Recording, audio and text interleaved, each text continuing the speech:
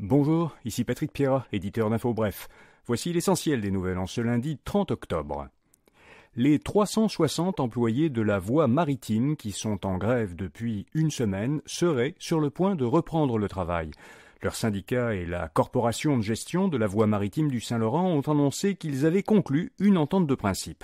Les employés doivent maintenant se prononcer sur l'entente. La corporation a indiqué hier soir qu'elle mettait en œuvre un programme de réouverture à la navigation. Elle comptait sur le retour au travail d'employés à 7 heures aujourd'hui pour reprendre progressivement le trafic des navires dans la voie maritime. Le gouvernement Legault a proposé une offre bonifiée aux employés du secteur public. Il hausse son offre d'augmentation salariale de base de 9 à 10,3% sur 5 ans. Par ailleurs, certains employés recevraient une augmentation supplémentaire de 3% au lieu de 2,5% proposé auparavant pour répondre aux enjeux d'organisation du travail. C'est la 4e version de la proposition du gouvernement. Les grandes centrales syndicales l'ont déjà rejetée. Ils l'ont qualifié d'affront, de nouvelles claques au visage des 420 000 employés du secteur public qu'ils représentent.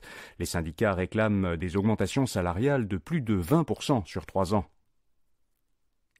Le chef péquiste Paul Saint-Pierre Plamondon affirme que l'indépendance du Québec ne s'accompagnera pas de sacrifices financiers, comme le soutient François Legault. PSPP croit même que les Québécois donneront avec plaisir de leur temps bénévolement pour l'indépendance. Lors du Conseil national du Parti québécois cette fin de semaine, Paul Saint-Pierre Plamondon a prévenu que le parti risquait désormais de recevoir plus de tomates de ses adversaires. Plusieurs élus caquistes ont d'ailleurs critiqué samedi le chef péquiste dans un article du journal Le Devoir. La ministre des Relations internationales, Martine Biron, a présenté un plan de soutien pour Haïti. Ce plan est doté de 4,8 millions de dollars. Il vise à soutenir les Haïtiens les plus vulnérables, en particulier les femmes et les enfants, aider la population à s'éduquer et à se protéger, et renforcer les institutions démocratiques du pays. Une partie des fonds sera donnée à des organismes de coopération internationale. D'autres sommes doivent être versées directement à des étudiants haïtiens pour les aider à poursuivre leurs études. L'armée israélienne a entamé samedi une offensive terrestre dans le nord de la bande de Gaza. Israël a averti hier les civils qu'ils devaient se diriger d'urgence vers le sud du territoire palestinien. Le Hamas dit de son côté qu'il mène de violents combats avec l'armée israélienne. Le président américain Joe Biden s'est entretenu avec le premier ministre israélien Benjamin Netanyahou. Selon la Maison-Blanche, Biden a souligné qu'Israël devait se défendre d'une manière conforme au droit humanitaire international.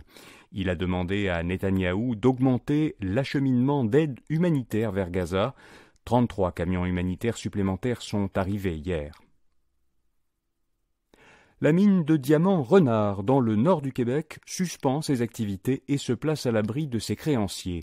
425 employés sont temporairement mis à pied. L'entreprise montréalaise Diamant Stornoway, qui détient la mine, explique que la situation financière de la mine est impactée par l'incertitude et la chute soudaine et significative du prix des diamants, ainsi que par le climat géopolitique mondial. Ce n'est pas la première fois que la mine Renard est en difficulté. En 2019, le gouvernement Legault avait aidé Stornoway en permettant à Investissement Québec d'acquérir une part des actifs de la mine pour la maintenir en activité. La PDG de la SCHL quittera ses fonctions en décembre. Romy Bowers est à la tête de la Société canadienne d'hypothèques et de logement depuis avril 2021. Elle va quitter ce poste pour aller jouer un rôle important au Fonds monétaire international en tant que directrice du bureau de gestion des risques. Le PDG d'Alphabet témoigne aujourd'hui à l'important procès visant son entreprise.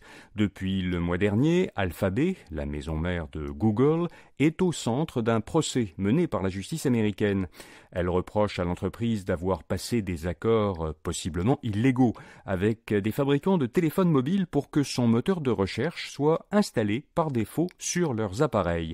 Alphabet aurait ainsi versé chaque année entre 10 et 20 milliards de dollars à Apple. Aujourd'hui, c'est la première fois depuis le début du procès que le PDG d'Alphabet, Sundar Pichai, est interrogé par la justice américaine.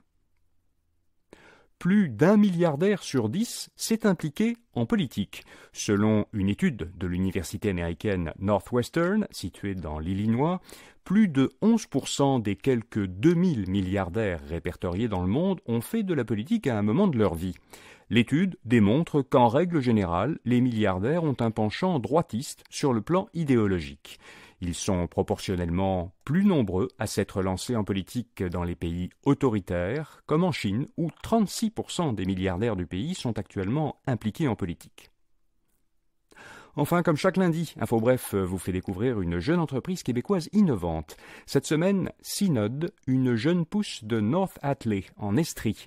Elle a conçu un service logiciel qui permet aux entreprises manufacturières de créer des livrets d'instructions en 3 dimensions pour aider leurs clients à visualiser le fonctionnement de leurs produits. L'objectif est de concevoir de la documentation technique servant à l'assemblage ou à l'installation ou encore à la maintenance qui soit beaucoup plus facile à comprendre, autant dans un contexte professionnel pour des machines sophistiquées que pour des consommateurs qui doivent monter eux-mêmes un meuble ou faire une réparation simple sur un appareil. Pour en savoir plus sur Synode et ce sur quoi elle travaille, allez lire son portrait à infobref.com. Voilà, vous savez l'essentiel. Bonne journée et à demain matin.